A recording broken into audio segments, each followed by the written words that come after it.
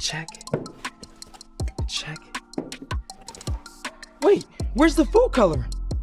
Oh, hey, welcome to Story Lab. This week we're taking a look at the story of someone who wanted to dig a little deeper. Aha! Food coloring. Whew!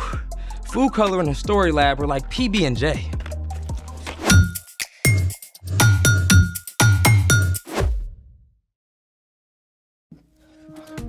Hey, I'm Carter, and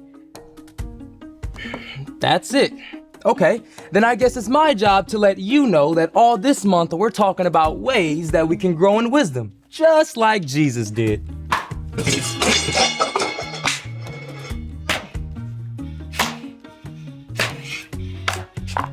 And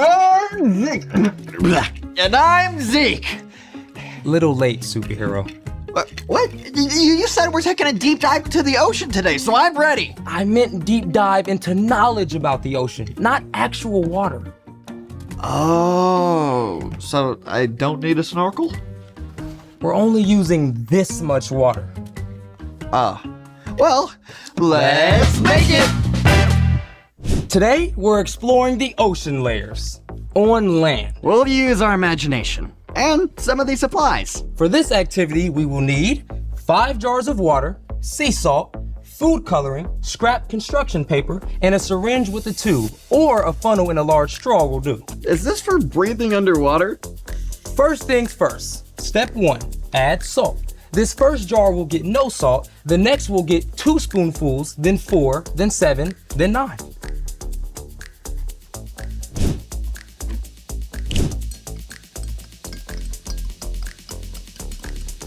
And 4. Now we move on to the next.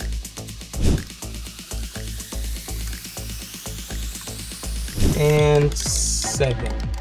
All right, and the last one.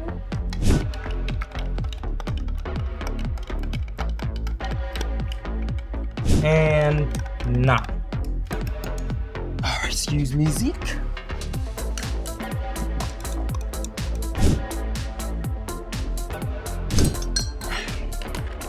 Hey, the ocean is saltwater, right?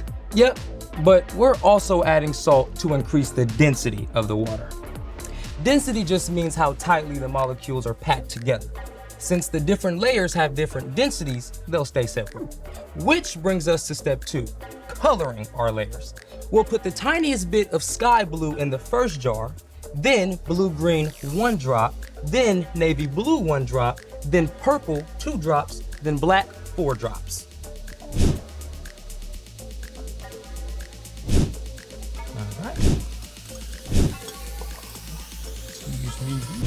So I'm thinking the ocean layers go this way instead of that way.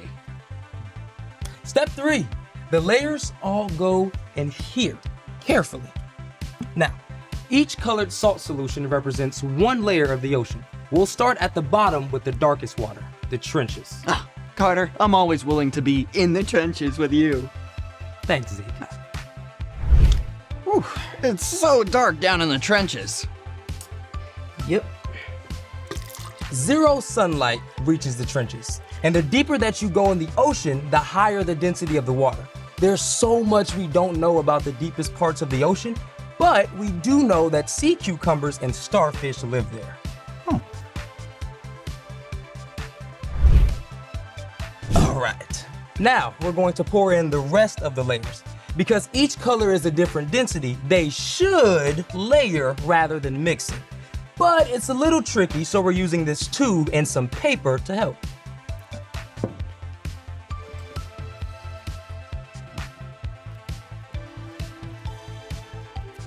There.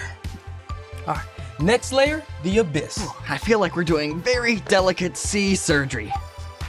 Peering into the depths of the abyss. This zone is where many types of squid and shrimp live.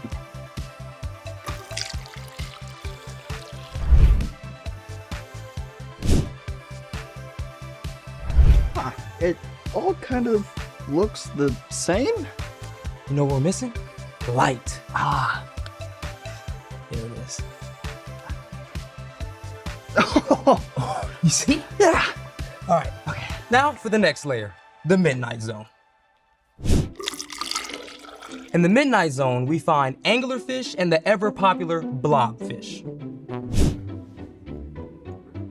That looks so cool. That's great. Okay, next. The twilight zone. We get a little more light reaching down here. Here you go.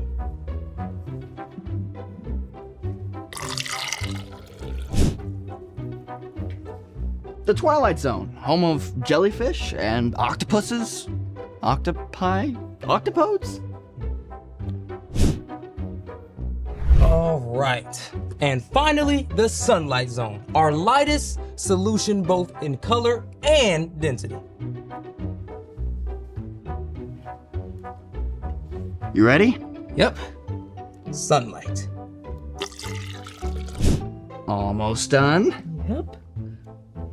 In the sunlight zone, we find sea turtles, clownfish, flying fish, manatees, dolphins, tuna fish, blue whales, and so Much. more. Oh, dude, this is awesome sauce. It's so cool how the layers stay separate. Yeah, the ocean covers almost 3/4 of the Earth's surface, and we only know details of about 1/3 of the ocean's animals. And every year, almost 2,000 ocean animals are discovered. The deeper we go, the more there is to learn. Speaking of, it's time for...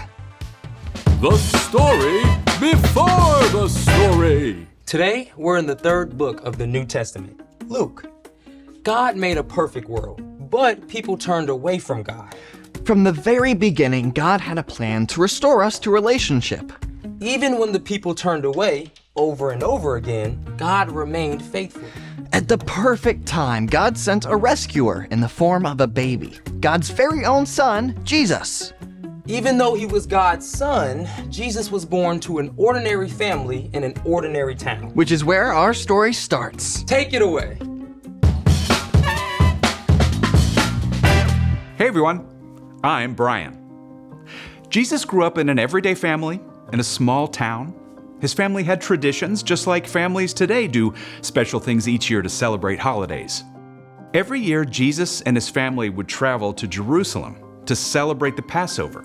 During Passover, the Jewish people remembered how God delivered them from enslavement in Egypt. When Jesus was 12 years old, he journeyed to Jerusalem with his family, as usual. They probably spent the week with family and friends and very likely shared a special Passover meal together. At the end of the week, Jesus' family started the long trip home. But after the first day of travel, they discovered something. Jesus was nowhere to be found. You told him when we were leaving, right? Of course I did. Everybody knew. Mary and Joseph had probably assumed Jesus was with cousins or friends somewhere in the group of travelers. No one has seen him all day. Did we really leave him behind in Jerusalem? We have to go back, right now. Mary and Joseph raced the whole way back to Jerusalem. By this time, 12-year-old Jesus had been without his parents for several days. Any news? Nothing. None of our family or friends have seen him anywhere. He's got to be somewhere. We haven't looked there. The temple? At last, Mary and Joseph climbed up to the temple, and sure enough, Jesus, my son! Jesus, have you been here all this time? This young man has been asking us questions. Pretty impressive ideas, too. We're frankly amazed by what he understands. Jesus, we've been looking everywhere. Why didn't you tell us where you were going? Why were you looking for me? Didn't you know I had to be in my father's house? It's time to go home now. Come back anytime. Jesus returned home to Nazareth with his parents and continued to obey them. As he grew up, he became wiser and stronger and more pleasing to God and to people. The end. That's crazy. Jesus was without his parents for days in a big city. What did he eat? Where did he sleep? Well, Luke does not record that part of the story. So What's our part in the story? Jesus is God's own son, and he looked for and grew in wisdom. Now, if Jesus did that, then it's definitely important for us to look for wisdom too. Wisdom is finding out what you should do and doing it. Okay, I know how to look for stuff like my shoes, But how do we look for wisdom? Oh, well, you can think of wisdom like a buried treasure that you really have to dig for. Wisdom isn't just being smart or knowing things. Wisdom is knowing what to do with what you learn. Yeah, like I can know that eating veggies will help me stay healthy, but that doesn't matter if I keep scarfing down junk food. You gotta actually eat those carrots and hummus. Great example. You can also gain wisdom from your mistakes. I put off studying for a test last week. Then I had to stay up super late to study, and I was so tired I didn't do great on the test anyway. So wisdom for you will be starting to study ahead of time for the next test. For reals. You can learn wisdom from other people too, both from wise choices that they've made and also from the times that they've failed. It could be your parents, a favorite aunt or uncle, or a small group leader. I like hanging out with my grandpa. He's also got amazing stuff to say. Back in my day. Well, most importantly, we can ask God for wisdom. In the book of James, we read, "If any of you needs wisdom, you should ask God for it. He will give it to you." So we gain wisdom by asking first, So we can know what to do. and then do it. I think you got it, wise guys. See you next time. So, here's the thing. Wisdom is worth searching for. Speaking of searches, you think there might be any treasure buried at the bottom of this ocean? As a matter of fact, there is. Are you joking? For reals? Yeah, I buried our lunch money in quarters.